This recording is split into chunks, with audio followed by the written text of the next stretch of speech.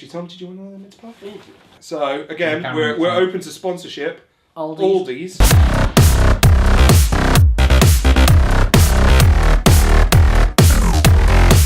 And hello! Welcome to Mad Science Films Christmas special. All good TV shows have Christmas specials, including ours. I'm here with James Morrissey, James Plum again. Nice to see you, everybody. Don't let the red jumper fool you. Yeah, Jim, you're properly going for it at Christmas time. Excellent stuff. Nice to see. Different in a red jumper. He does. It's amazing what a bit of colour can do. What we thought is we'd talk about some of our favourite Christmas films. Let's kick off. Jim, what is your favourite Christmas film then? Well, they're one of the same really. Home Alone 1 and 2. Every Christmas, everyone watches it. We were just talking before we started filming about in Poland is a national treasure, effectively. Yeah, I mean, those Poles, they love that Macaulay Culkin, and they love, Joe Pesci and Daniel Stern getting brutalised by small children. So, go Poland. There were talk that this guy, Macaulay Culkin, goes on to be the character from Saw. Yeah. Jigsaw. Did you read that? I can believe that, absolutely. There's actually, again, we'll drop it in the show notes, there's this episode of this web series called Drivers. Have you seen this? Yeah. Oh, it's fantastic. So it's basically, what if Kellen McAllister grew up, and you know what? He's got issues, especially with his mum. I mean, like, when did the first one come out? 1990. So, I mean, that's like 27 years ago. God bless the internet, because they've come up with all of these spoofs and spin-offs and stuff. The horror trailer. Oh, so they've that, recut Home Alone as a horror trailer, and it is terrifying. It's really messed up. It's a very dark film, like really, really dark, because obviously, in reality, he has every option to freaking leg it, doesn't he? He could do one, he's got ample time. They even tell him what time they're going to come back, don't they? Yeah, call the police. Yeah, you could do it. He could literally, admittedly, they cut the phone call, didn't they? Later on, yeah, but Yeah, he's got basically he's got ample time. And apart from whatever it is, Old Man Marley, the crazy, Old Man Marley, the guy yeah. he's terrified of, all the other neighbours, what's happening with that? Yeah, not everyone in the world is going to be out on Halloween. There's no sort of logic to it at all. But it's still, I gotta say, it's a great film. I recently introduced it to both my kids, and yeah, they love it. I mean, they cackle perhaps a little bit too much. It's a little bit worrying. Hopefully they're not taking notes on, kind of how to mess me up. If I say no to something, or if they're disappointed with their Christmas presents, like a tin of paint in the face or something. There was a YouTube video which was fantastic, and it was all about what would happen. Oh, Did you see that, and it was like a medical... Yeah, doctors and nurses as well. Yeah, we'll drop some of those in the show notes, so they kind of go into detail what would actually happen. The other one is great, I think it's like a gaming channel. They kind of added these fake CGI blood effects to them all as well. And again, it really messes it up. And I think it's Home Alone 2 where he drops like this giant pipe on both. And it, like, the effect that they put on afterwards, poor Daniel Stern, his face just, gets caved in. Like an Iranian remake, did you see this? No. Again, I won't even try to pronounce it. I think it's something like Aravalayan. We'll stick an image somewhere between us here of the poster where it looks amazing. There's like a little kid with a bow and arrow, and then some scary looking dudes on the side. So I haven't yet tracked that down on the internet. So I'm going to keep looking, because, if anybody knows how to party, it's Iranians. So thank you, Iran. Thank you for giving us the Home Alone remake. I hope it lives up to everything I dreamed about. Where do you fall on the sequels then, Tom? Are you a big fan of the sequels as well? We were talking about this earlier, and apparently the guy who wrote it, I can't remember his name. John Hughes of Breakfast Club fame. He wrote 1, 2 and 3. Number 3 as well. Number 3, yeah. Are you a fan of 3? I think I've seen it for about 15 minutes. I saw 15 minutes of it and I thought, this isn't Mark. I mean, I've only seen the first 3. So I've seen Home Alone. 5? Yeah. Yeah. I think the last 2 are like failed pilots for TV shows which never got off the air. Yeah. Number 4, which stars like one of the guys from Third Rock from the Sun, the guy whose face looks like a bucket anus. French Stewart. That was shot in South Africa. And then number 5, Home Alone Holiday Heist. Again, I think they were trying to do a Home Alone TV series, but it's not really a concept that lends itself to a TV series. No. I mean, what does he do? Does Kevin McAllister just kill a series of home intruders every episode? Yeah, because you can only use that idea, The second one was fine. The second one got away with it, kind of made sense. I think they could have got away with the third one. Yeah. Okay, going back to interesting trivia, one of the things I loved to find out about it was all the people they originally had in mind for, like, Marv was always set in stone. Daniel Stern, they always wanted. but they had a bunch of different people that they wanted Yeah, for I read Harry. about this. Wasn't it like Danny DeVito, Robert De Niro? Robert De Niro, yeah. That would have been a different film, wouldn't yeah. it? Yeah, instead of Joe Pesci, which Yeah. is a weird one. I mean, Joe Pesci in a comedy itself is kind of weird, but he's fantastic in it. I mean, for me, he kind of makes the film. Yeah. Yeah, those two. Oh, the other bit of trivia that I did love was Macaulay Culkin's stuntman was actually a very short 31-year-old man. That's brilliant. How fantastic is that? I hope Yeah. somewhere again on the internet there is some footage of Macaulay Culkin stood next to a guy Yeah, they definitely dressed will be. identically like him. That's mental. 30. Okay, so you've got a controversial opinion about Home Alone 2. Well, controversial as a loose. I think it's a better film. I would be in the minority because, just some facts, Home Alone 1 made almost £500 million worldwide, according to IMDb. So, if I mean, wrong, they're never wrong. so it only made 18 million pounds to make. Yeah. That's a massive marker. That's huge. It's a pretty small cast if you think about it. Yeah. Apart from Little Family, there's like shed loads of kids in there. Yeah, too many kids. Do you know his brother was in there? Do you know that? Macaulay Culkin's Yeah, brother, yeah, Fuller, yeah. the one who wet himself. Yeah. Home Alone 2, which is the best film. It's just a poor remake of Yeah, the first one. I get it. I've got this affinity with New York anyway, so. Okay. That'd be why. It was the only one of the ones I saw at the cinema. And I enjoyed it at the time, but then I was probably like 13, and kids are stupid. That made 360 million. Okay. So between the films, you're talking the best part of £1 billion. Nice. That's mental.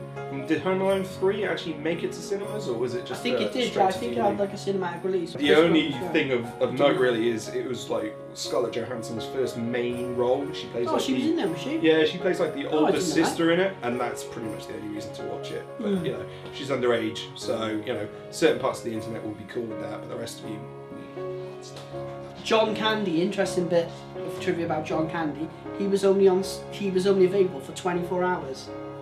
So he filmed everything in 24 hours, and all his lines were improvised. Because I mean, he pretty That's much awesome. runs That's through the awesome. film, isn't it? When they get off the plane and they realise they've lost their kids, from the airport all the way then to the end. I know, yeah. So yeah, no, fair That's enough. pretty. That's a lot of work. I mean, John Candy, he's not a little guy. So yeah, Home Alone 2. I mean, it's got Donald Trump in it, Yeah.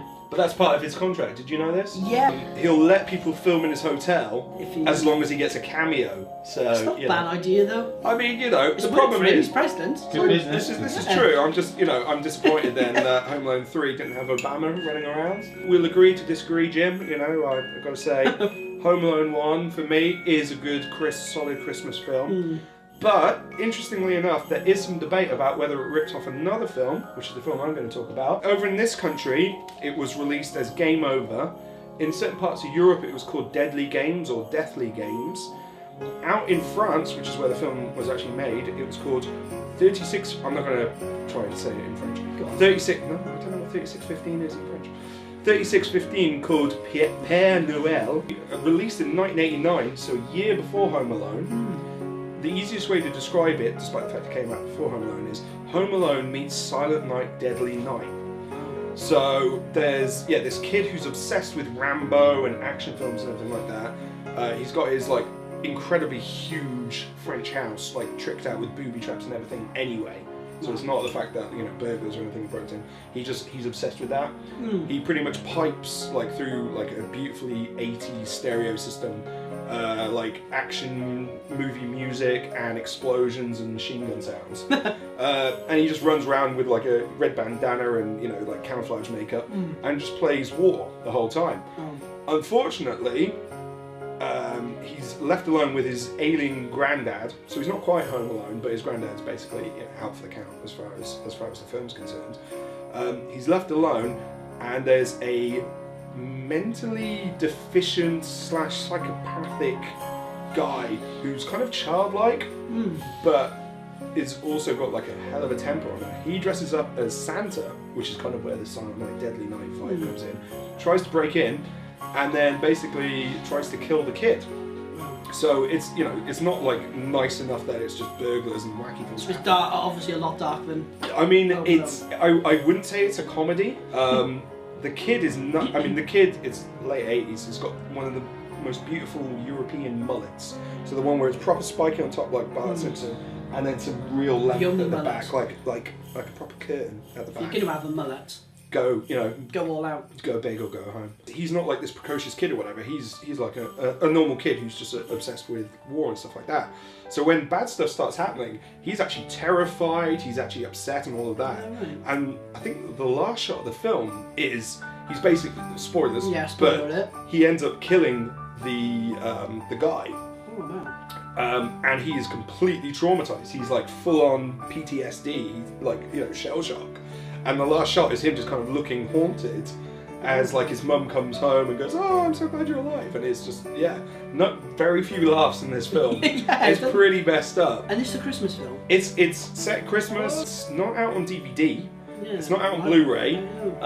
There are incredibly expensive VHS copies you can still buy if you have a video player. And loads of money. Yeah. What I would say is, spend a bit of time on the internet, you can track it down. I don't feel bad for saying that because it's not out on DVD or Blu-ray. Yeah. It's actually a gorgeous looking film. It's got that real late 80s, early 90s sheen to it. Oh, right, yeah. So, like kind of like Highlander 2, those amazing visuals that it's got. It's shot in that way. Considering it, like the plot, if you were to describe it, it sounds like quite a dirty, grim and grimy exploitation film. It doesn't look like it. It looks like, a lot of money was spent on the look of it. Track it down, it's well worth a watch. Somebody out there has put a version with subtitles on. To be honest, the majority of the film is pretty much silent because it's the kid trying to hide. So it's in French, obviously. It's in French. I think, somebody found like a British VHS copy and slapped up on the internet. There are more copies of the French version out there. But to be honest, you can pretty much get the story of the plot just from watching it itself. Well worth tracking down. So Deadly Games, aka Game Over, aka 3615 code Père Noël. Twas dix. Twas dix? That's 30, isn't it? That's 30. Twas dix six. 15. Yes! Oh yeah, no, see. GCSE French, y'all! We got there. Back in the day, it's obviously easy to rip films off, wasn't it? It's like, how would they have ever have known? Like, we can't track it down now. So ripping off films back in the day was obviously a lot easier. Well, I mean, like, a lot of people have made the comparison and have suggested this guy must have seen the film. Tonally, it's completely different from Home Alone. It's very much a straight ahead home invasion horror thing, whereas Home Alone completely plays it for laughs. They're quite close together. So it was released in '89. Obviously, Home Alone was released in '90. So it's debatable. Obviously, in theory, for a big Hollywood film, which it was, that script must have existed at some point earlier in time. So it could have just been a coincidence. Well, I was watching this programme the other day, these greatest ever Christmas films. What do you reckon's number one? It's a Wonderful Life. No, you'd think that. That was in there. That was in the top 10. Best Christmas. I'm trying to think of the British public, because I mean they're pretty much idiots. I don't know, Tom. Go on. What we got? Die Hard. Okay, I've got newfound respect for the British public. And Die Hard 2, I think, was second or third. Home Alone was obviously second. Yeah. I mean, I love Die Hard, but it's one of those like go-to films now. I just feel like everybody has accepted it's a Christmas film. So it's a solid film. It is fairly Christmassy, obviously. Yeah, it's all based around Christmas, I guess. It's set at a Christmas office party that goes horribly wrong. I mean, we've all had those. Sometimes somebody drinks a little bit too much. Eastern European terrorists come in. Again, I would argue Die Hard 2 might have been a bit better. Die Hard 2. Jim! What? I like Die Hard 2. I don't like you at a Christmas job. He's an imposter! Since being a dad, I'm kind of rewatching all of the kids' ones. And did you ever see the original Santa Claus? With I like that. Dudley Moore and John Lithgow? Really good film, actually. Do you know what I will say though?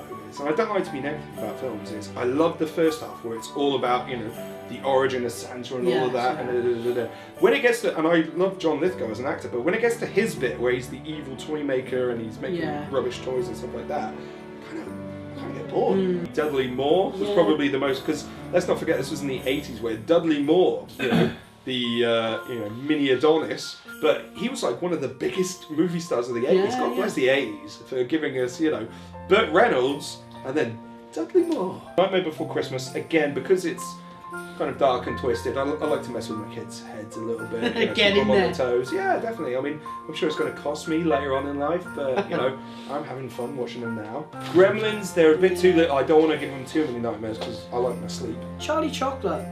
Is that a Christmas film? Yeah, it was in the top, it was in the list. And there are these films that they're not Christmas films per se, but they kind of played around Christmas time, like we were talking earlier about Escape to Victory. And that's classed as a Christmas film. And The Great Escape as well. Do you know the one that really annoys me, which they always show now? It's a recent one, everybody says it's a Christmas film, but it's set in June. Frozen. Frozen is not a Christmas film. The whole point of Frozen is it's June and then she's the ice queen and she makes everything cold. Cheap and nasty Christmas films, because they a lot of the time on Sky and other satellite things. Stuff. Yeah, or they have like specific Christmas channels, don't they? Yes. And they need the content, so they fill it up with all of this stuff. And so it's all just these really bad rom-coms. Yeah, these really or like animals which become Santa, like Santa Paws. See that? And there's Santa Claus, which is the cat one. Elf. Now I've got an interesting story about Elf. Yesterday in Asda, the stores are available. Me and Claire wanted to get a Christmas costume, so we gave Alfie the options. Do you want this one or this one? He picked the Elf one. Elf was heavily inspired by a 1960s cartoon, which I'll tell you guys about. So, Rudolph the Red-Nosed Reindeer is this mid-60s cartoon where the idea is, in the song Rudolph the Red-Nosed Reindeer, it's like all the other reindeers won't let Rudolph play the reindeer games. That's the plot of this half-hour cartoon. Oh, right. It's like stop animation, proper old school. And basically, I think it's a parable in a really messed up 60s way of accepting gay people. Do you reckon? Yeah, definitely. Because basically, Rudolph is born different. He's got the glowing red nose, which also makes a noise in this one for some reason. Flamboyant. Yes, very flamboyant. And his parents don't accept him. And they're just like, no, there's no good. And even Santa is a total dick. He's just like, when he grows up, he can't pull my sleigh. Look at that nose. See, it tries to have a moral, which is, you know what? Gay people are okay as long as they've got shiny red noses, which you can use in the blizzard, because otherwise they're useless and you can hate them. But gay people might be useful. That's the moral of Rudolph the Red-Nosed Reindeer. Oh. The link to Elf is, Elf is heavily inspired by it. In Elf, there's the snowman, like the stop animated snowman. Right. That is based on Sammy the Snowman from it, which was voiced by like an old school American actor called Bill Ives. And also the costumes in Elf are based on the elf costumes in Rudolph the Red-Nosed Reindeer. Pretty much literally, apart from not on stop animation. You can get, I think Rudolph the Red-Nosed Reindeer, the cartoon, is available on Amazon. There's the elf who doesn't want to build toys but be a dentist. So again, and we've got to learn to accept it. That some elves don't want to build toys; they just want to be dentists. You can be whatever you want to be. Exactly, children. Right. So that's some of our favourite Christmas films. So in short, Jim, Christmas Eve, what are we watching? Christmas Eve, Halloween. We will obviously be watching Home Alone 2. You know what? I might actually try Home Alone 5 because clearly, under Tom's logic, they get better as they go along. So that's never been the case. 5 must be 5 times as good as what? Yeah. That works. Have a go. Let me know. There we go. I will track down a copy. Don't really feel like paying for it. Some geniuses did a remake of that. Silent Night, Bloody Night, The Homecoming. Check that out. Definitely should check that out. We'll put that in the show notes. Where's that available, James? Amazon. For a reasonable price. And probably just about Amazon now, actually. What a great stocking filler. Yes, it would fill your stocking and fill your loved ones with joy. Probably not suitable for anybody under the age of 18. So thank you very much, Jim. I thought you did a really good job. I'm looking forward to you keeping the Christmas jumper from now on. Yeah. And the hat, actually. I like that. It works. It does. It's very good. Thank you, guys. And yes, Happy remember Christmas. to like, subscribe, do the comments. What else Yeah. do people do on YouTube? Abuse. Yeah, actually, please Yeah, let's abuse. get some abuse. All the comments have been far too positive so far. You know, let's question Jim's questionable tastes in Home Alone films.